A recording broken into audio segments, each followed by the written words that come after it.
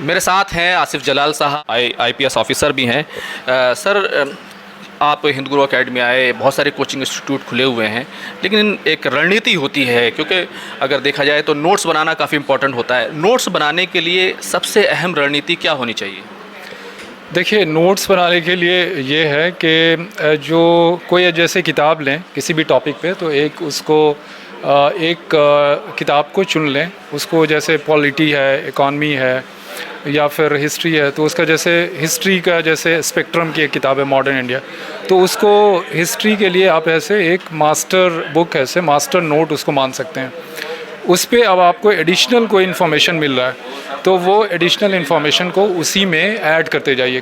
चाहे आपकी कोई कॉपी हो जिसका नाम आप रखे हुए हैं कि हिस्ट्री या पॉलिटी नोट और या इकॉनमी नोट, और उस पर जो जो चीज़ नया इन्फॉर्मेशन उसके बाद मिल रहा है उसको ऐड करें, ना कि उसी चीज़ को फिर दूसरे किताब में पढ़ रहे हैं, तीसरे किताब में पढ़ रहे हैं, कोचिंग का नोट में पढ़ रहे हैं, मैगज़ीन में पढ़ रहे हैं, तो आपका जो है से टाइम जो है से वेस्ट हो रहा है। बुनियादी तौर पर जो एस्पिरेंट्स होते हैं यूपीएससी के, वो क्या गलतियाँ करते हैं इसमें? वो एक्चुअली जो है से जनरली स्टूडेंट जो है से एक ही चीज़ को 10 जगह पढ़ते हैं और उससे उनको जो है से टाइम उनका वेस्ट होता है। तो वो ना करके आप एक जगह पढ़ें और जो एडिशनल स्कैन करें, दूसरा एडिशनल उस टॉपिक पे देखिए कि उसमें और कुछ लिखा है, कुछ और मटेरियल है, तो उसको जो है से कलेक्ट करें।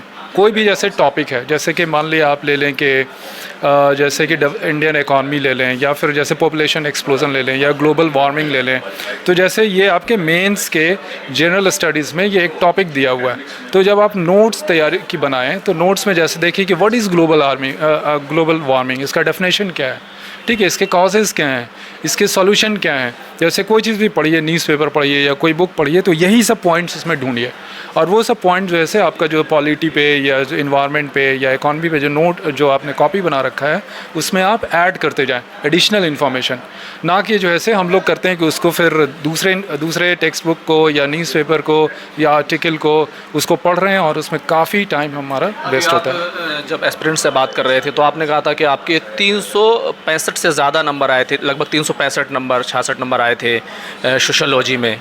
तो क्या 400 के आसपास नंबर लाना मुमकिन है?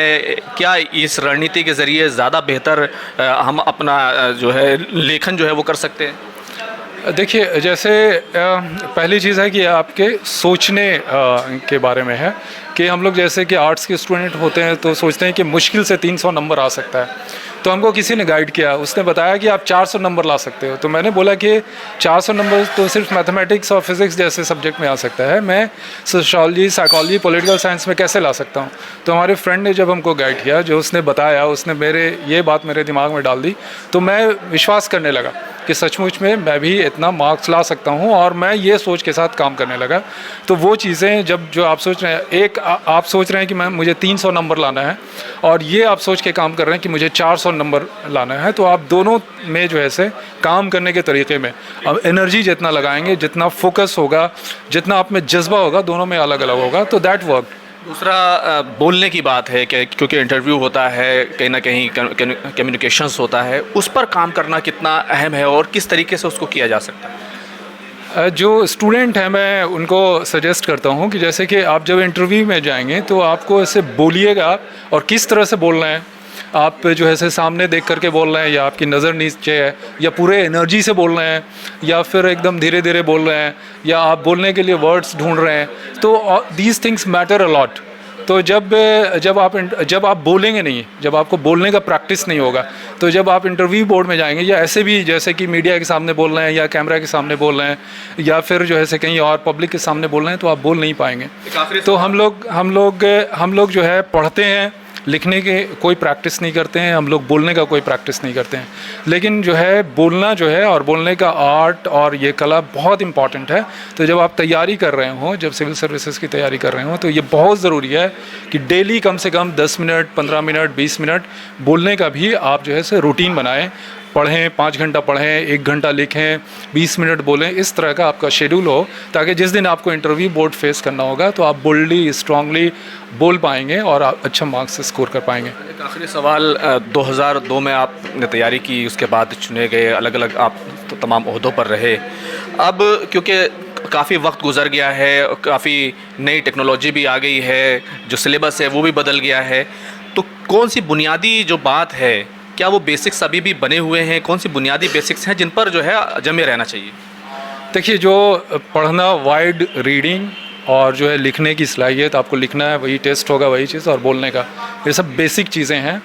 और जब ये जो सोशल मीडिया या इंटरनेट, इससे हमें इंफॉर्मेशन मिल रहा है, जो ऐसे जैसे कि अब साइकोलॉजी सब्जेक्ट है, पब एड सब्जेक्ट है, तो उस टाइम ये होता था कि किताब नहीं होती थी या टॉपिक नहीं होती थी। जैसे अभी विकीपीडिया है, तो अगर जो आप पढ़ेंगे उसको, तो वो कंसेप्ट क्या है, कितने टाइप्स का होता है, उसके कैरेक्टरिस्टिक्स क्या हैं, उसके सॉल्यूशन क्या हैं, इसमें डिफ़िकल्टी क्या इन्वॉल्व है, ये सब सारी चीज़ें आपके पास अवेलेबल हैं।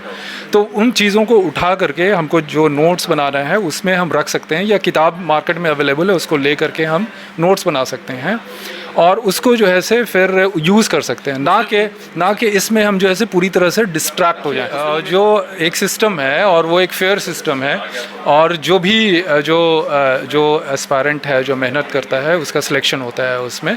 तो मेहनत करने की ज़रूरत है, और इंडिया एक बड़ा देश है, और इसमें सारे कास्ट, कम्युनिटी और रिलीजन और सारे लोग रहते हैं, और लोग मेहनत करते हैं, और जो काबिल होता है, जो कॉम्पिटेंट होता है, उसका सिलेक्शन होता है। बहुत बहुत शुक्रिया हमसे बातचीत करने के लिए।